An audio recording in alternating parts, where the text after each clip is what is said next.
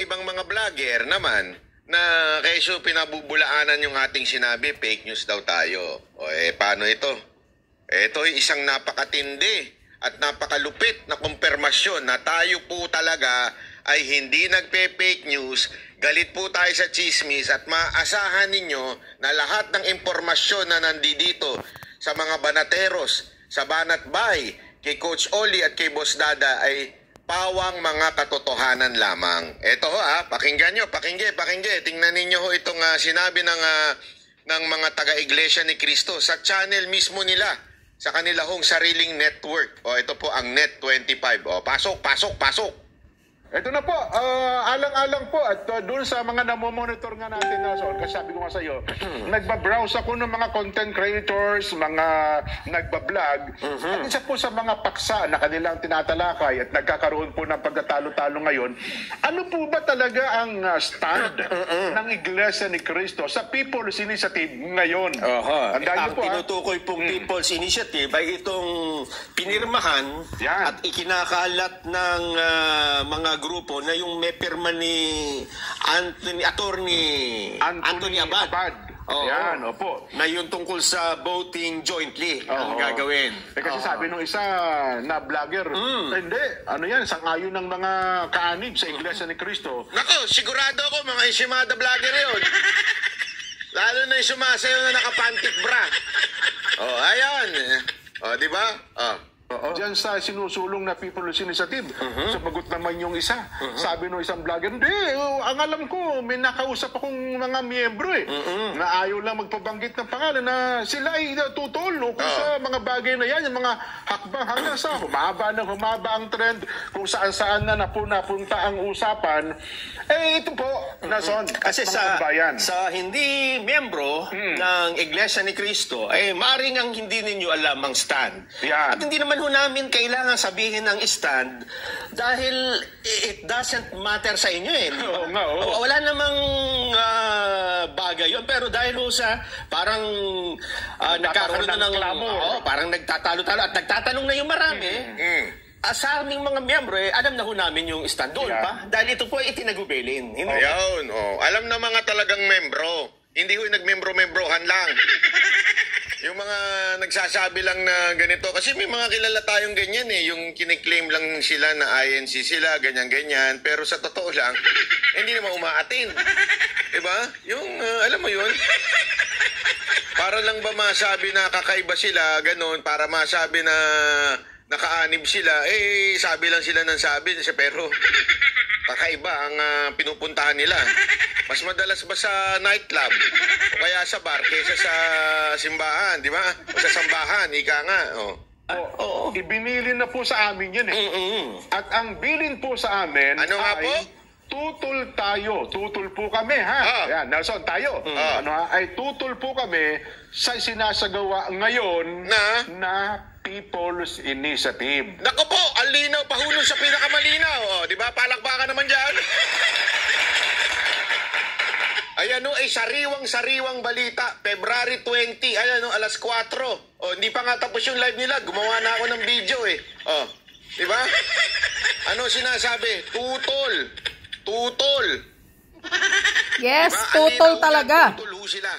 Yan ang dapat. Okay, huwag yung jutang inang PI ni... Hindi, yan ang talagang pinakamalinaw na statement Tutol, mula sa ang Iglesia ni Cristo. Yan ay Net25. Siguro naman maniniwala na kayo dyan. Kahit pagbalik-balik na rin po natin, hindi naman po magsisinungaling yung mga yan dahil sa kanila munang mismong istasyon yan, di ba? Net25. Tuloy natin para mas malinaw pa. Ulitin ko po Ulitin niya. Kami po, bilang dalawa ni Nelson, bilang kaanin sa Iglesia ni Cristo, ay tutol po kami sa sinasagawa ngayon na People's Initiative. Hoy! Yung mga kongresista dyan, nako po, ang inig-inig kayo kasi tutol. Lalong-lalo na yung mga claiming dyan na iglesia ako, kaanib ako. Baka naman gusto ninyong magsalita.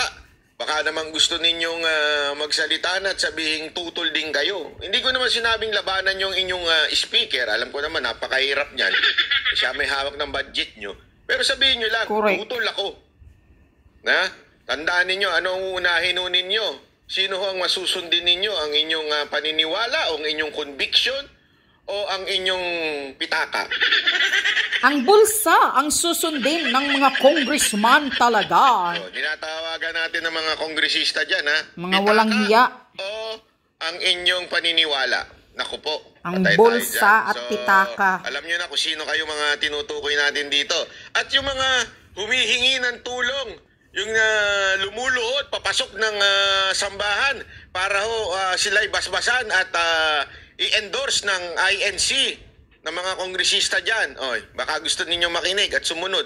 Kasi endorse pa sila sa inyo, hindi naman pala kayo nakikinig. Yun lang ha. Eto, tuloy natin. Ito po ay ipinaabot sa mga tagubilin na buwan na no? Ang nakaraan, hindi ba? At ito parang... Yun na importante dyan. Buwan na. Bakit hindi kanyo pinapansin? At bakit tayo po ay nasabihan na iparating sa taong bayan? Kita nyo, mula nung ating inilabas ito sa ating channel, abay pumutok tong issue na to. Pumutok tong issue na to at ginawang pinag-usap-usapan sa netizen. Kasi parang hindi nila, alam mo yun, hindi nila alam na meron na palang ganitong nagsasalita. Dahil nga lumabas po dito sa ating channel, maraming salamat naman po doon sa ating kaibigan na nagsabi sa atin ito. At sabi nga, tayo daw ay i-announce ito. At alam nyo, sa totoo lang ako ay sobrang tutuwa at thankful na tayo po ay napagbilinan na ilabas ho ito sa social media dahil nga po hindi ho yung media pinipick up ito. Correct. Kaya gusto nila ma-pick up. Nag-trending Selective naman ang ho ito mga sa mainstream media. social media. Kaya naman din eto nililinaw na ho nila. Sumusunod least, sa utos ni Lisa Smugs ang mga media kasi iba dyan. Malinaw na ho ito. This week ay inulit para bigyan po ng diin ang bill na ito. At yung iba ho namang mga kapatid, pinakamabuti, huwag na kayo makipagtalo doon sa... Yun na po, narinig na po ninyo sa amin. Huwag na kayo makipagtalo. Yung mga dyan, yung mga hindi ho na-attend ng sambahan, huwag na ho kayo makipagtalo. Maganda ho, ayan po, narinig niya na mismo sa inyong channel na Net25. Ang stand ng Iglesia ni Cristo at sana po naman sa mga vlogger, yaman din lamang nanonood at nakikinig po kayo ngayon, yun po ang stand ng mga kaanib sa Iglesia ni Cristo. Yun po ang bilin na tinanggap namin hanggang sa baba na son. Kasi meron tayong messaging na hindi nagagaya ng iba. Sa iba't ibang kaparaanan kasi tumatanggap tayo ng mga tagubilin, di ba? May mga pagkakataon sa pagtitipon at merong pagkakataon sa mismong mga pagpupulong sa mga sambahayan, hindi ba? Maaring yung ibang kaanib ay hindi nakadalo sa pagkakataong ibinigay yung bilin, kaya baka sila malito. Ito ho ay binabanggit na ho namin para maging malinaw at lalong-lalo na doon sa mga hindi naman miyembro at nagtatanong. Ayan po.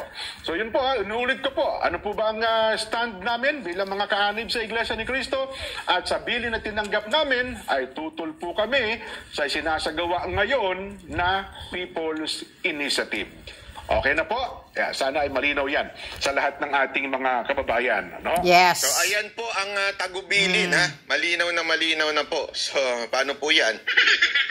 Congressman. Hindi totoo yung sinabi ko. Tambaloslos. Mag-empake na ho kayo. Sara nyo na yung channel nyo. Puro kayo fake news. Di ba? Yun ang totoo Sabi ko naman ho sa inyo dito ho sa Banat by Channel, kasama ko si Coach Olit, si Boss Dada. Hindi ho kami nagdadalaw dito ng fake news. Yan, narinig nyo na mga congressman. Totol ang Iglesia ni Cristo. Maganda ito kasi itong mga Iglesia ni Cristo kasi malaki kasing organisasyon nila to Marami sila. Kaya maganda na ito na nagsasalita na sila sa katotohanan. Mahimasmasan kayo dyan. Kung sino yung mga congressman dyan ng mga Iglesia ni Cristo, makinig kayo, Kinig kayo sa grupo ninyo. Huwag nyong isipin yung bulsa ninyo dyan. Yun. Maliwanag pa sa sikat ng araw na totoo sila sa bribery, people, political, ano to, initiative na to. Kaya ikaw, tambaloslos, booking ka na. Ano pa ang ipapalusot mo? Daming kabalbalang mga ginagawa mo, nakakagigil ka. Tsaka ikaw taman, Senator Amy, ano na ang action mo doon sa investigasyon mo? Alam mo na naman ngayon, alam mo na. Sabi pa ka mo, 100% na talagang si Tambaloslos, yung pinsan mo ang nag-initiate ng PI na yan, PI ni Tambaloslos, o anong action mo? Huwag mong sabihin na walang resulta yung investigasyon mo, ha, Senator Amy. Kailangan mayroong makukulong, mayroong makakasuhan. Hihintayin namin yan, aabangan ka namin. Huwag lang na magpapasikat para lang sa sariling pang-interes mo rin. Kailangan sa huli may makulong, Senator Amy.